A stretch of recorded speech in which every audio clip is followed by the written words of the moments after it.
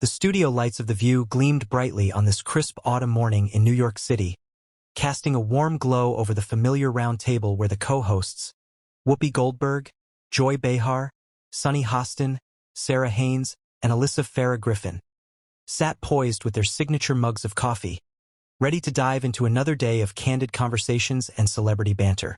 The audience, a vibrant mix of loyal fans and curious newcomers, buzzed with anticipation as the theme music swelled, signaling the start of the show.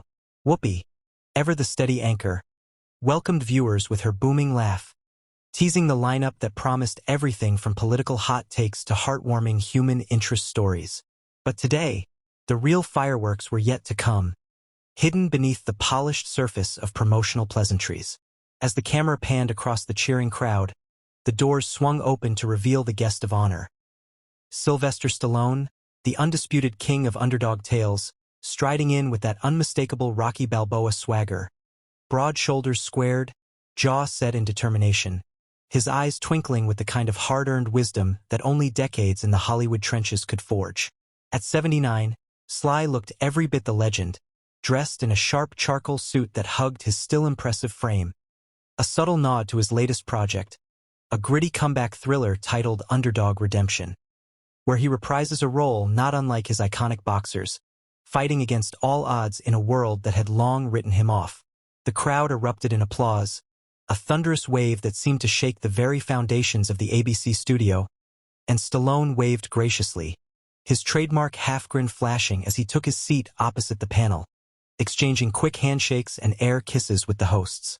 Joy Behar, with her sharp wit and unapologetic edge, leaned forward first, her eyes narrowing playfully behind her stylish glasses. Back from the break, the set buzzed with renewed energy, the audience still abuzz from the initial sparring, whispers rippling through the rows like aftershocks from a prize-fight bell. Whoopi, masterfully redirecting, launched into a segment on Stallone's directorial chops, praising how Underdog Redemption blended raw emotion with pulse-pounding action. Shot on location in the Rust Belt towns that mirrored the film's themes of economic despair and defiant rebirth. Sly, tell us, how did you capture that authentic grit without it feeling forced? She asked, handing him the floor like a lifeline. Stallone lit up, his anecdotes flowing like a well-rehearsed soliloquy. Tales of cast and crew bonding over cold cuts in abandoned warehouses, improvising scenes under flickering sodium lights that evoked the 70s New York he'd once hustled through as a struggling actor, sleeping on subway cars and auditioning for bit parts that paid in lint. It's in the sweat, Whoopi, the real stuff, no green screens for soul. You gotta feel the chill in your bones to sell it on film, he explained, his passion infectious, drawing cheers as he mimed a camera dolly push with exaggerated flair. The panel leaned in, captivated, until Joy, circling back like a hawk eyeing prey, interjected with a zinger that landed harder than intended. Soul through simulated slaughter? Sly, be honest. Rambo didn't mentor, he massacred. In a post-Me Too world, where we're unpacking toxic masculinity, isn't it time your heroes hugged it out instead of hauling howitzers?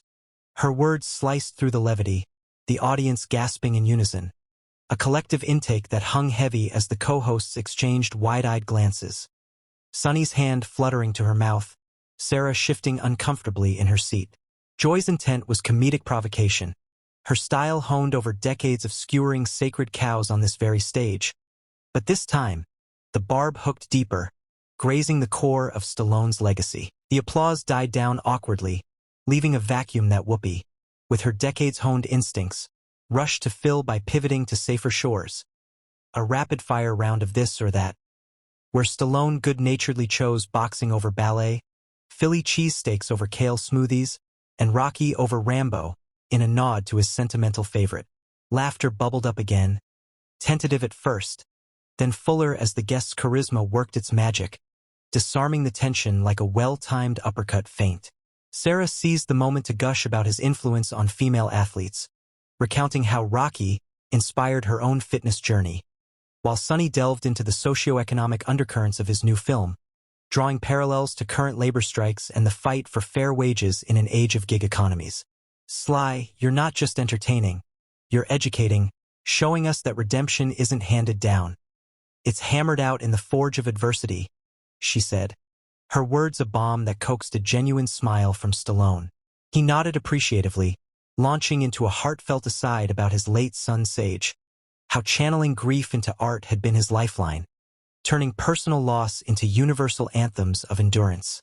The vulnerability disarmed even Joy momentarily, her expression softening as she murmured, "That's beautiful, Sly. Loss shapes us all. But old habits die hard." And as the conversation looped back to Hollywood's portrayal of heroism, Joy couldn't resist one more prod, her voice laced with that feisty edge that had made her a daytime staple. Heroism without the body count, though? Imagine Rocky negotiating peace instead of pounding Apollo. Wouldn't that pack the same punch in 2025? The question, meant as satire, landed like a sucker punch this time, the audience murmuring in discomfort as Stallone's composure visibly frayed, his knuckles whitening around the armrest. This wasn't mere banter. It was an assault on the blueprint of his life's work. In the eye of the storm, as Stallone's palm echoed its final thud, a hush descended like fallout after a detonation. The audience suspended in that delicious limbo between horror and hilarity, phones aloft capturing the unmissable meltdown for posterity. Whoopi, drawing on her Broadway gravitas, stood partially, her voice a commanding baritone cutting through the din. "All right, everybody, deep breaths. We're here to celebrate Sly's amazing work, not autopsy it. Joy, ease up. Sly, sit tight. We love you both." Her intervention worked like a circuit breaker, snapping the panel back to functionality, though the undercurrents swirled visibly. Alyssa's diplomatic smile strained at the edges, Sarah fanning herself with a cue card, Sunny murmuring affirmations under her breath. Joy, ever the showwoman, recovered with a theatrical sigh, fanning her face as if overheated. "Phew, Sly, you got me there. Maybe I am too cushy. But hey, if Rocky can take a beating, so can I." It was a concession wrapped in wit, defusing just enough to allow the segment to limp forward. But the seed of true eruption had been sown, germinating in Stallone's simmering gaze. He sank back into his chair, exhaling sharply, but his responses from here on carried a sharpened edge, each answer laced with subtext that spoke volumes to the unresolved friction. As the conversation veered toward lighter fare, Stallone's favorite training regimens, involving everything from egg white omelets to mountain sprints in the Swiss Alps, the viral machinery outside hummed at fever pitch, TikTok splicing the clash with Eye of the Tiger overlays, Reddit threads dissecting every inflection as if it were a Zapruder film. Inside, the hosts circled warily, Whoopi tossing softballs about his collaborations with modern stars like Zendaya in a cameo role for Underdog, eliciting stories of generational handoffs on set, how the kid's fresh energy reminded him of his own hungry days pounding pavements for gigs. Emerging from the commercial abyss, the atmosphere on The View was palpably altered. Like the hush before a summer squall, charged and uneasy, the audience's applause polite but laced with electric expectancy, as if they'd collectively signed a pact to witness history unspool. Whoopi, sweat beading subtly on her brow, launched into damage control with the finesse of a diplomat, spotlighting a pre-taped clip from Underdog Redemption. A montage of heart-wrenching training montages set to a haunting orchestral swell, Stallone's character barking encouragement to his young protege amid rain-slicked streets and shadowed alleys. "See this? Pure inspiration. No punches pulled, but all heart," she narrated, the visuals a timely reminder of why the man was there. Not to brawl verbally, but to burnish his brand. The crowd responded with genuine oohs and ahs, the tension easing fractionally as Stallone, still coiled like a spring, managed a nod of thanks, his voice gruff but grateful. "That's the soul of it, folks. Fighting not for glory, but for the kid who needs to believe." Alyssa, sensing an ally, amplified the praise, delving into the film's social commentary on immigration and second chances, drawing from Stallone's own Italian roots and the Ellis Island tales his father spun over Sunday gravies. "Sly, it's personal, isn't it? That fire comes from family lore." He opened up then, a rare unguarded moment, recounting boyhood visits to the old neighborhood in Odessa, Ukraine, where his grandparents weathered pogroms and famines, instilling a creed of quiet defiance that echoed in every script he'd penned. The intimacy disarmed the room, even coaxing a soft amen from Sonny. But Joy, restless as a caged panther, couldn't let the narrative arc uninterrupted. As talk turned to fan interactions, she interjected with pointed levity. Fans love the fights.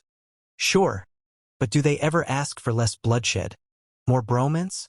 Because Sly, your world's all grunts and grapples.